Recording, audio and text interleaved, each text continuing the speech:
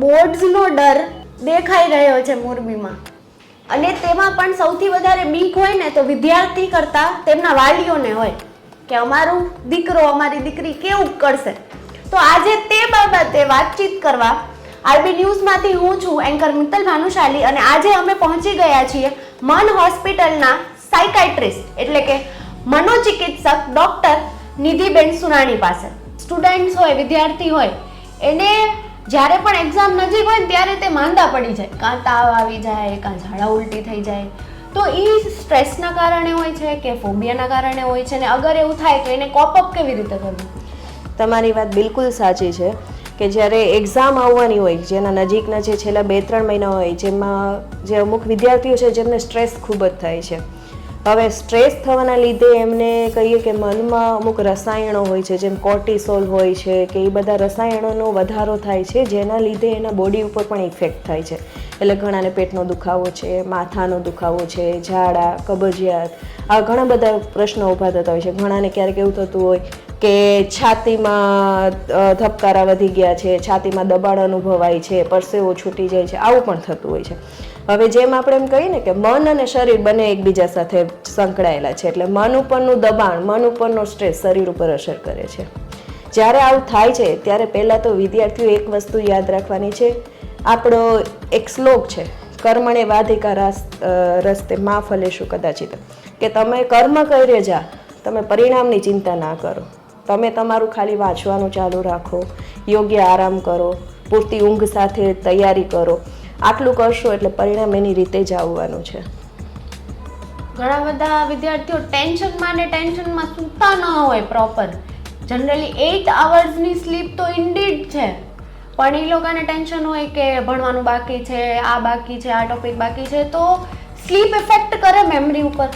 Obviously કોઈ પણ વસ્તુ છે એમાં સ્લીપ સૌથી મહત્વનો રોલ ભજવે છે. જે વિદ્યાર્થી કાળ છે એમાં સૌથી વધુ એમ કે મહત્વની વસ્તુ છે તો યાદશક્તિ, મેમરી. હવે મેમરી માટે જે રિકોલ અને એની જે પ્રોસેસ છે એના માટે સ્લીપ બહુ મહત્વની છે. સ્લીપ એટલીસ્ટ 6 to 7 અવર્સની વિદ્યાર્થીની પૂરતી હોવી જોઈએ. ખાસ કરીને એક્ઝામ સમયે જે છેલ્લા 1 થી 2 મહિના છે એમને પૂરતું ઊંઘ લેવી જોઈએ. જે અમુક વિદ્યાર્થીઓ એવા હોય છે કે નાઇટમાં રીડિંગ કરતા હોય છે ને દિવસના અમને ઓછું હોય, ને અમુક એવા હોય છે કે દિવસના રીડિંગ વધારે હોય. તો જ્યારે એક્ઝામનું ટાઈમ ટેબલ ડિક્લેર થાય કે એક્ઝામનું ટાઈમ શેડ્યુલ આવી જાય એટલે એને પોતાની રીતે એ શેડ્યુલ સાથે 6 કલાકની ઊંઘ સાથે પૂરતા આરામ સાથે શેડ્યુલ કરવું પડે, રીશેડ્યુલ કરી નાખવું જોઈએ. અને ખાસ કરીને મમ્મી કે એમના જે ઘરના પેરેન્ટ્સ છે એમને પણ આ બાબત ઉપર ખાસ ધ્યાન આપવું જોઈએ કે એમનું બાળક છે જે અત્યારે બોર્ડની એક્ઝામ દેવા જઈ રહ્યું છે એ પૂરતી ઊંઘ લે છે કે નહીં. બરાબર છે. બીજું જે પૂરતી ઊંઘ સાથે ઘણી વખત સ્ટ્રેસના લીધે વિદ્યાર્થીને ઊંઘ ન આવતી હોય તે અમુક છે કે પ્રાણાયામ છે, જેમ કે અનુલોમ વિલોમ છે, ભ્રામરી પ્રાણાયામ છે, એવા પ્રાણાયામ પણ વિદ્યાર્થીને સ્ટાર્ટ કરાવી શકે છે. હવે થાય છે શું કે મસ્ત રીતે બધું જ વાંચીને જ્યારે વાંચવા બેસે ત્યારે એમ થાય કે મારો આ ટોપિક કમ્પ્લીટ થઈ ગયું, મારો આ સબ્જેક્ટ કમ્પ્લીટ થઈ ગયું. જ્યારે એક્ઝામ દેવા બેસે, ક્વેશ્ચન પેપર હાથમાં આવે ત્યારે ઇન્સ્ટન્ટલી બધું બ્લેન્ક થઈ જાય, બધું જ ભૂલાઈ જાય. તો એ શું કામ થાય છે અને એને કેવી રીતે ઠીક કરવું? બરાબર છે. ત્યારે શું હોય છે કે જનરલી જ્યારે વિદ્યાર્થી ઘરે વાંચતો હોય કે સ્કૂલમાં હોય તેમનું નોન એન્વાયરમેન્ટ હોય છે. આ જે હોય તે અમને અલગ સ્કૂલમાં હોય, પ્લસ જ્યારે સ્કૂલમાં એક્ઝામ માટે એન્ટ્રી થાય ને જ્યારે પેપર હાથમાં આવે એની વચ્ચે અમુક ફોર્માલિટીઝના કારણે સમયગાળો હોય છે. તો એ સમયમાં વિદ્યાર્થીને ઘણું બધું ટેન્શન આવતું હોય છે કે શું પૂછાશે, શું થશે, કેમ થશે. એટલે એ સમયે સ્ટ્રેસના કારણે ઘણી વખત બ્રેઇન ફોગની સિચ્યુએશન કહેવાય કે જેમાં એમને બધું ભૂલાઈ જાય, એમને વાંચેલું પણ યાદ ના આવે. ક્વેશ્ચન એમને ખબર છે કે અમે વાંચેલું છે પણ શું લખવું એ એમને યાદ ના આવે. એટલે એ જે પરિસ્થિતિ છે, એ જે 15 મિનિટ છે કે પેપર આવવાનું છે અને એની પહેલાંની જે 5 થી 10 મિનિટનો સમયગાળો છે એમાં એ લોકો પહેલાં તો બ્રીથિંગ ઉપર કોન્સન્ટ્રેટ કરી શકે. પહેલાં તો એ જોવાનું છે કે એમની બ્રીથિંગ પેટર્ન પ્રોપર છે કે નહીં. ત્યારે ઘણી વખત શું થતું હોય છે કે એન્ઝાઇટીના લીધે બ્રીથિંગની પેટર્ન એમની રિવર્સ થઈ જતી હોય. જેમ કે એક ફૂગો છે તો ફુગામાં આપણે હવા ભરીએ એટલે એ ફુગો ફૂલાય અને હવા નીકળી જાય એટલે ફુગો સંકોચાય.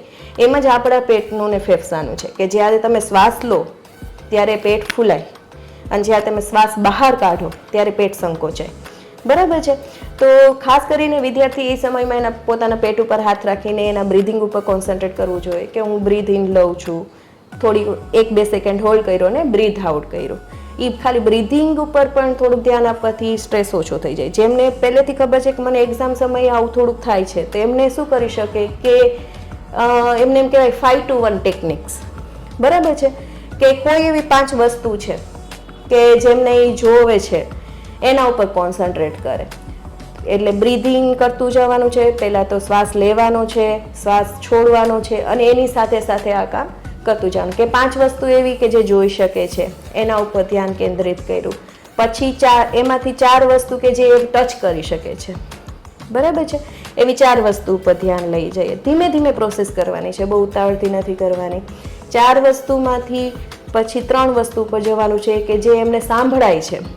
ત્યાં એક્ઝામ હોલમાં બેઠા બેઠા જે ગમે એ 3 વસ્તુ એ સાંભળી શકે છે. પછી 3 વસ્તુ ઉપરથી 2 વસ્તુ એવી કે એમને આસપાસમાંથી કંઈ સ્મેલ આવતી હશે, કોઈ એવી 2 સ્મેલ ઉપર કોન્સન્ટ્રેટ કરવાનું છે. અને છેલ્લું 1 વસ્તુ એવી કે ટેસ્ટ કરી શકે છે. બરાબર છે.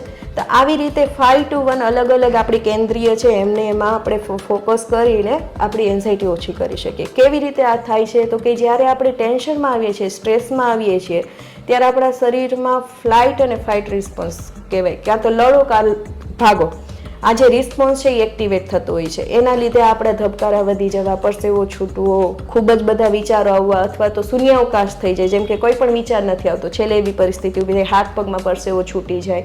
બરાબર છે. અને કંઈ પણ આગળનું થિંકિંગ પ્રોસેસ શરૂ થઈ શકે નહીં. તો જે સ્ટિમ્યુલેશન છે, જે વેગસ નર્વનું સ્ટિમ્યુલેશન આપણે કહીએ એમાં, કે જે એક નવી નસ છે કે જે આ બધા રિસ્પોન્સને એક્ટિવેટ કરે છે, જુદી જુદી કે ઇન્દ્રિયોમાં ધ્યાન કેન્દ્રિત કરવાથી એમનું થોડુંક શાંત થશે. એટલે એમની એન્ઝાઇટી છે કે જે બ્રેઇન ફોગ થાય છે એમાં ઘટાડો થશે. વિદ્યાર્થીઓ એવું વિચારતા હોય છે કે એક્ઝામ છે તો આખો દિવસ વાંચતું જ રહેવાનું, કન્ટિન્યુ, વિધાઉટ એની બ્રેક, એની સ્ટોપ, કન્ટિન્યુ તે લોકો વાંચતા જ હોય છે. અને પેરેન્ટ્સ તરફથી પણ એમ કે વાંચ વાંચ વાંચ, તો કન્ટિન્યુ વાંચવું જોઈએ. અને જો બ્રેક લેવામાં આવે તો એ બ્રેક દરમિયાન શું કરવાનું? સોશિયલ મીડિયા કે ટીવીથી દૂર કે એવું કંઈ? એ બહુ સરસ તમે સવાલ કરેલો છે. જનરલી જ્યારે હોય ને એક્ઝામ આવતી હોય ને ત્યારે બધાનું મેઇન ફોકસ હોય છે વાંચે છે કે નહીં, વાંચે છે કે નહીં, શું કરે છે, તારે ટાઈમ વેડફવો ન જોઈએ. બરાબર. ખરેખર અમુક વિદ્યાર્થી પણ પોતે એવા હોય છે કે 12 કલાક સુધી સખત વાંચતા ને વાંચતા રહીએ છે. બરાબર છે. પણ જનરલી તમે 45 મિનિટ્સથી વધારે તમારા બ્રેઇનને કોન્સન્ટ્રેટ ના કરી શકો. એટલે વધીને 45 મિનિટ્સ ટુ કલાક એક સરખું વાંચી શકાય. પછી હળવો 5 મિનિટનો બ્રેક લઈને પાછું વાંચવું જોઈએ. હવે એ બ્રેકમાં એવું જરૂરી નથી કે તમે સોશિયલ મીડિયા લ્યો કે ટીવી લ્યો કે જસ્ટ શું કહેવાય ફ્રેશઅપ થઈ ગયા, વોશરૂમ જઈએ એવા, પાણી પીએ એવા, કંઈક 1-2 આટો મારી લીધો રૂમમાં ને પાછા બેસી ગયા. બરાબર છે. આવી રીતનું શોર્ટ અને સ્વીટ બ્રેક સાથે રીડિંગ કરવું જોઈએ. એક સાથે લોંગ ટર્મ માટે તમે કોન્સન્ટ્રેટ ના કરી શકો. તમારું મેમરી છે એ થોડીક હળવી પડી જાય છે. બરાબર છે. અને બીજું છે કે તમે જે વાત કરી કે પેરેન્ટ્સ એવું કહેતા હોય છે કે વાંચવું માંડો, વાંચવા માંડો, તો ખરેખર વિદ્યાર્થીઓને ટેકલ કરવા જોઈએ નહીં. ઘણી વખત શારીરિક મહેનત કરતાં માનસિક મહેનત વિદ્યાર્થીને બહુ થકવી દેતા હોય છે. બરાબર છે.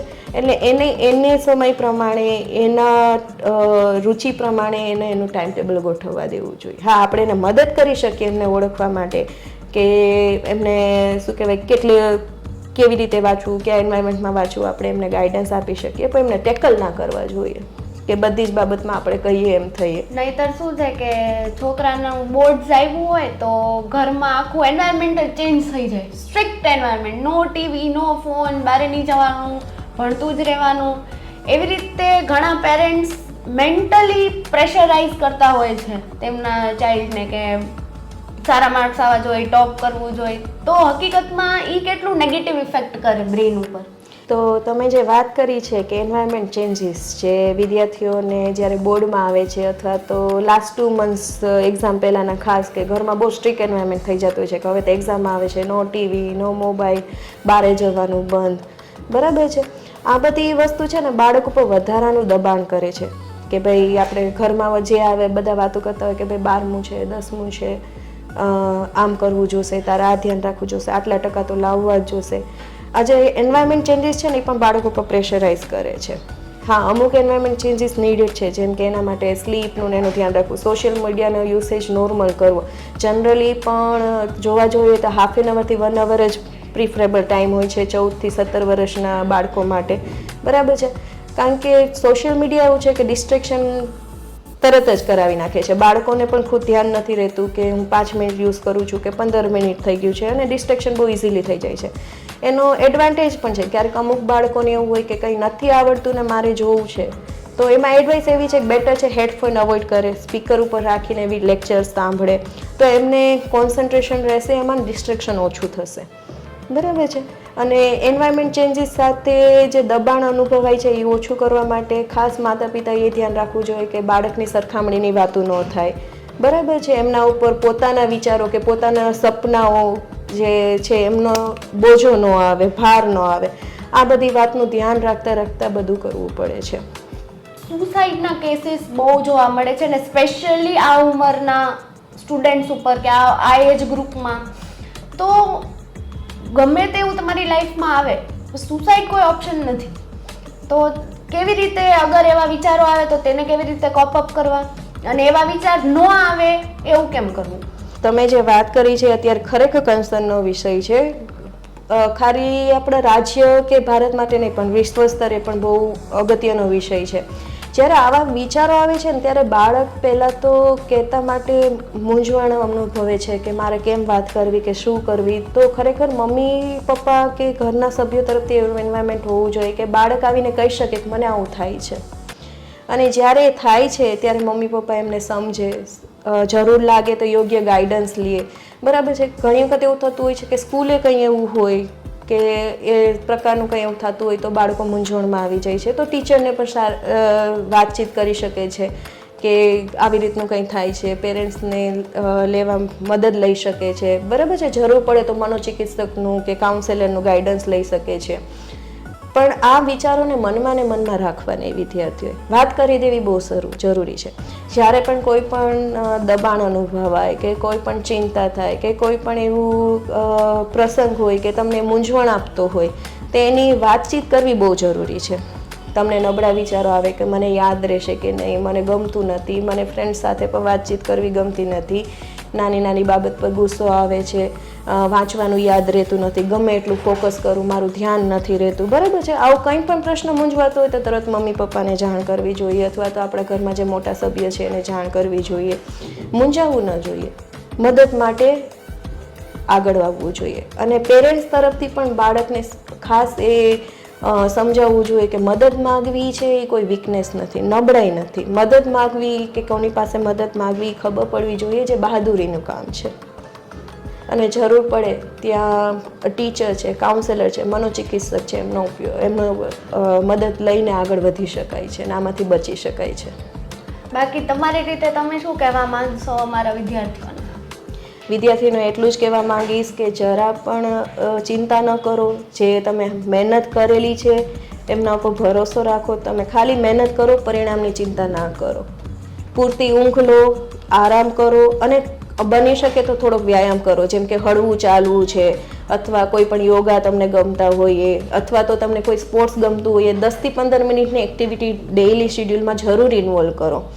એક્ઝામ સમયે ક્યારે પણ એવું લાગે કે મને ધબકારા વધી જાય છે કે યાદ નથી રહેતું કે મારું શું થશે, એ સામાન્ય એન્ઝાઇટી બધા વિદ્યાર્થીઓને થતી હોય છે, જેનાથી ડરવાની જરૂર નથી, બરાબર છે. વિદ્યાર્થીઓ ખાલી બ્રીધિંગ એક્સરસાઇઝ કરે અને થોડુંક પોતાના ઉપર ભરોસો રાખે તો કંઈ વાંધો આવશે નહીં, બરાબર છે. ખૂબ ખૂબ આભાર અમારી સાથે જોડાવા માટે.